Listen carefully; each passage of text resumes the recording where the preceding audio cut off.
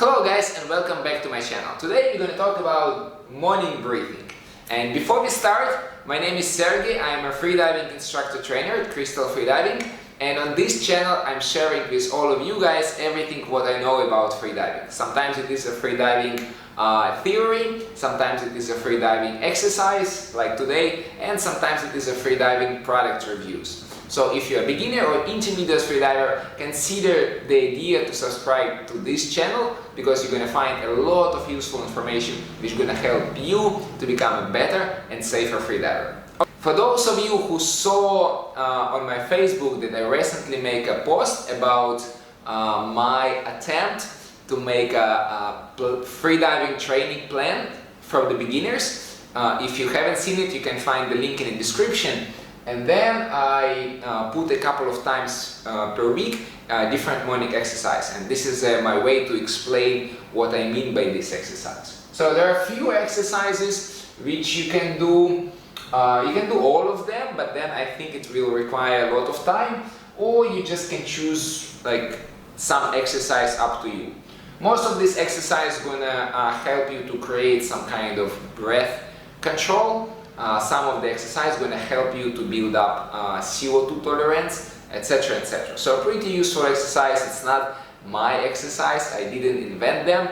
I picked them up from different good freedivers who are better than me, and I using it in my daily practice. Okay, let's start with the focused breathing.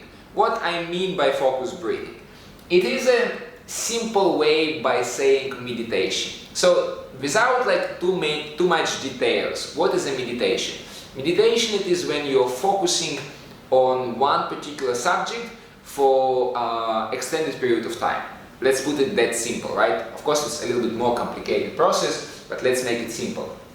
So in this exercise, what I want you to do, let's say for 3 minutes maybe, to start with, you want to just sit nicely and quiet and concentrate on one thing, on your breathing. So you slowly inhale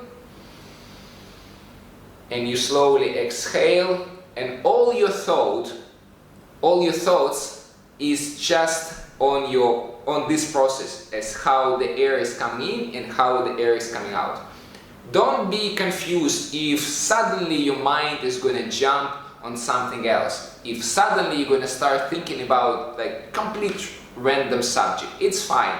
Just try to come back to focus on your breathing, and try to do it like 3 and 5 times. It's a good number from the beginners. I think 3 minutes is going to be a nice number to start with, and then you can move to 5 minutes. Okay, this is a focused breathing. How long? I think it's good to start with 3-5 minutes, and then you can extend. So for example, now I try to do it somewhere between 10 and 12 minutes. This is how long I more or less can keep my focus on my breathing. Okay, then diaphragm breathing. How it looks like. I do recommend for this breathing is lie down flat on your back. I can recommend you to bend your knee. In this case, your lower back is going to be a little bit more relaxed. And you can put one of your arm on your belly, one of your arm on your chest. You still can do a kind of focused breathing. You can still be focused on how you breathe, but you also want to do. You have a movement when you're breathing only on your belly, right? You want to keep your chest as still as possible and have a movement only in this upper belly area, right? So this is going to be a diaphragm breathing. A lot of people think that diaphragm breathing is a best way how to do relaxation breathing, and I kind of agree with that. Okay, the next one is a 3-section plus full breathing. So 3 sections is gonna, it means that we're gonna breathe separately. Let's say first few minutes using our belly, using our diaphragm, not the belly. The belly is gonna move, but actually it is a diaphragm breathing. Like the belly, the stomach is not breathing. The diaphragm is moving the air in and out from our lungs, and this is why you're gonna have a movement in your belly area. Then the second section is going to be your chest area. It is when you use your intercostal muscles, external intercostal muscles, And then the third part is the upper chest. There's a lot of small muscles which are involved as well. For example, the muscles from the neck, they can raise your chest a little bit. So you're going to practice this separately. And then when I finish with this, again maybe like 5 minutes for all 3 of them, then I like to combine them and practice full breath, maybe 2-3 times. Start with the belly, middle chest, and then upper. Okay, so this is going to be a full breath in. It is how to breathe in before you start holding your breath, because this is a skill as well. A lot of my beginner students, they just couldn't inhale as much as possible because they don't know how. Okay, next one is a slow breathing. What do I mean by slow breathing? Obviously this breathing slow as well, right? So this is not fast breathing as well. But here I mean extremely slow breathing, right? For example, you're gonna breathe, let's say 10-15 times for the first time, and then you use your stopwatch to check how long it took you, right? So for example, for 10 minutes, for like 10 breathe in and breathe out for the first time, it took you, let's say, 5 minutes.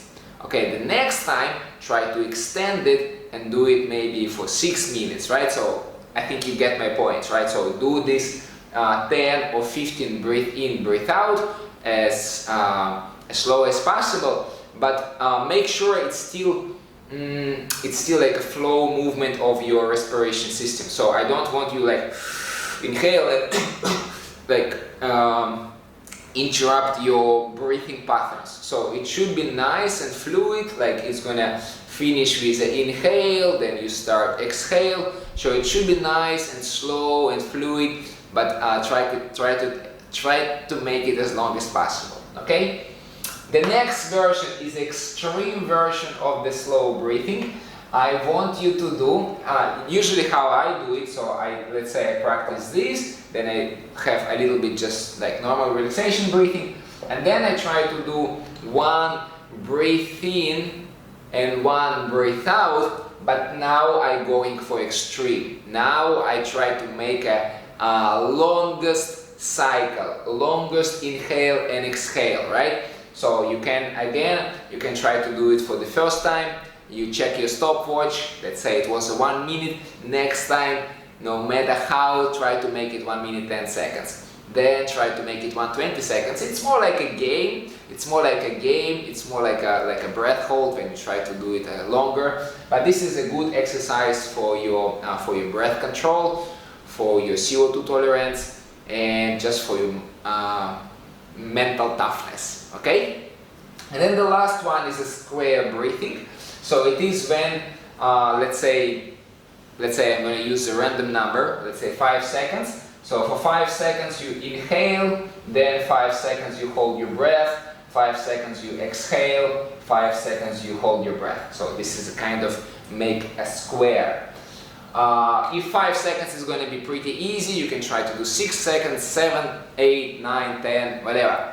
Honestly, it doesn't have to be a square. So if, let's say, you're going to do a 5 seconds breathe in and then 10 seconds breathe out and then 5 seconds, so you can vary, right? You can experiment. So it can be maybe not a square, it can be like this: 5 seconds breathe in, 10 seconds hold, 5 seconds breathe out, 10 seconds hold.